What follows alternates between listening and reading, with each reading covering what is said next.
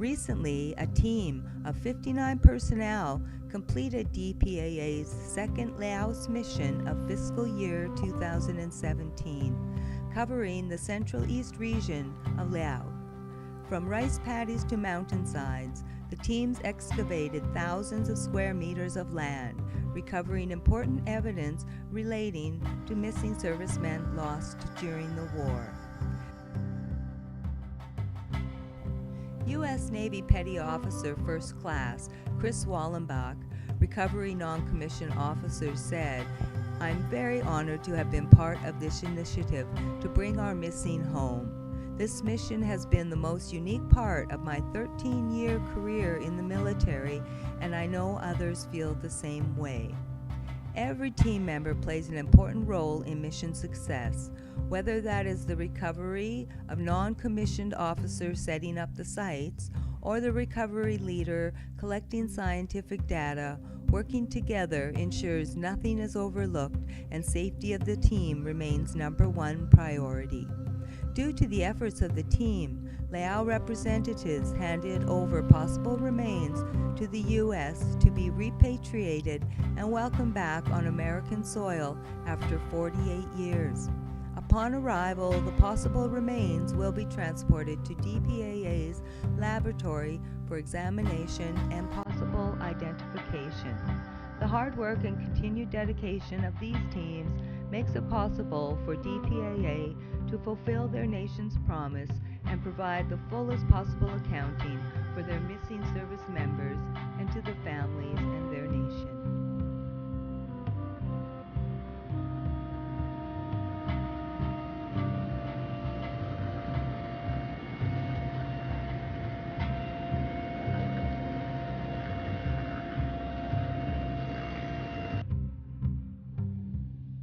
This is the reason you guys left your homes, left your current commands. It's why you're out here. It's why we're all going out.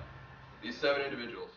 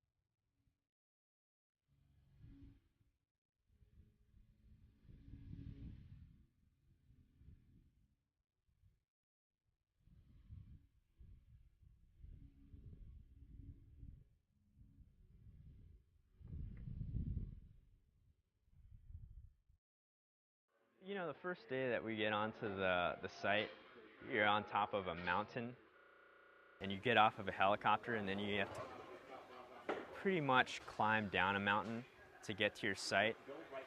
And then you're lugging down there wood, construction material, generators, pumps, fuel, water. I thought that that was crazy. I just thought that that was impossible. But you get a bunch of local Lao workers who are, you know, able to do, like I said, almost anything with next to nothing, and a bunch of motivated Marines, soldiers, sailors, and airmen, and we literally moved a mountain to complete this mission. So I didn't think it was possible, and it perplexes me that sometimes we were able to do it in the time frame that we did. But yeah, it's impressive.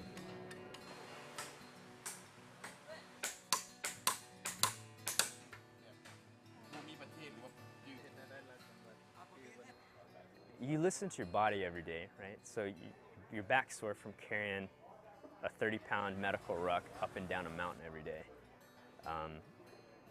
You know, your knees hurt from having to stoop down and get into a hole and dig all day.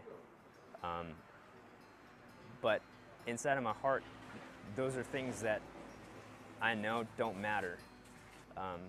The more important thing is that we're trying to fulfill a promise to somebody, we're trying to provide closure to a family.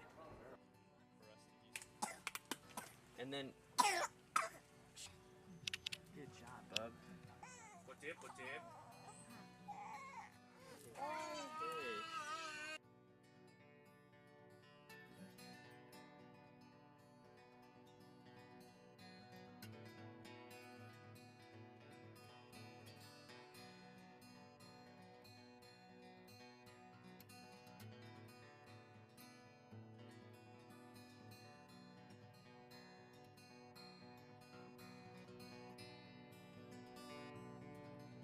There's a lot of that goes into anything that involves a bunch of people with egos who don't know each other and now are forced to work really hard together.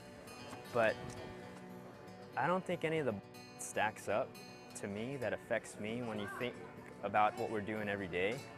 And I think a lot of that stuff just kind of falls away when you're doing this stuff. Like challenges,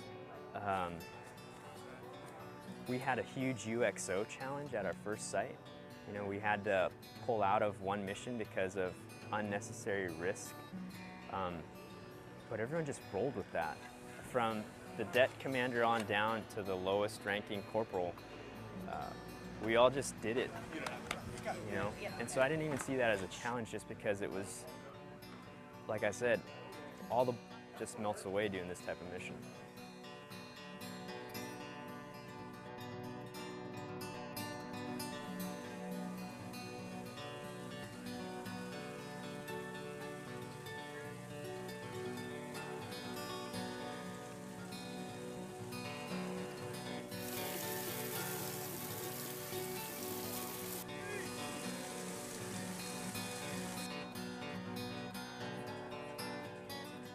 When you talk about in isolation, just moving all those pieces, I think that in and of itself is impressive.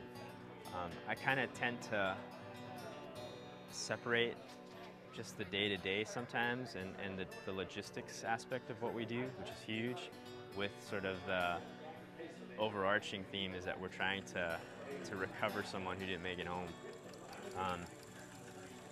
That in and of itself is something that at times I think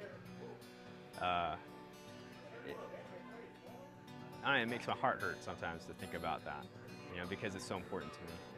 Both of these men never knew that we'd be out here looking for them.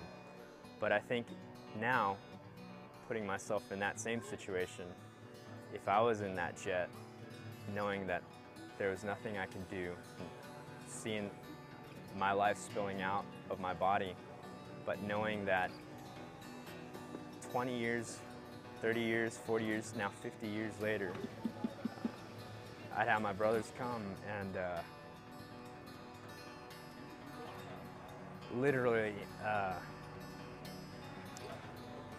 break their backs to try and find me. I think that would give me one last moment of comfort. I have a son and I got another on the way. And if I knew that when they're grown men and they never knew who I was because I died, but if later an airman or a Marine or a soldier or a sailor came to them and said, "You never knew your dad, but we found him. And we want you to have this to at least know him that way." I don't know, that to me, it gives me a tremendous sense of comfort and pride and just love.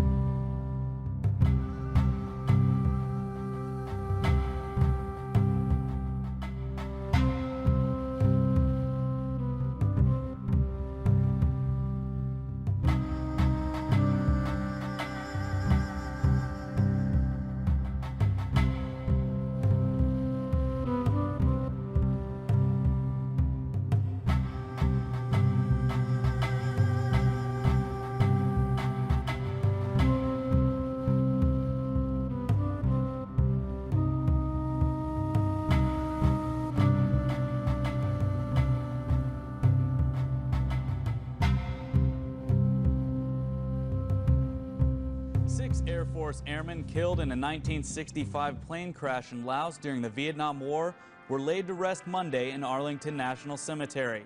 It took 45 years to find their remains, which were interred in one casket.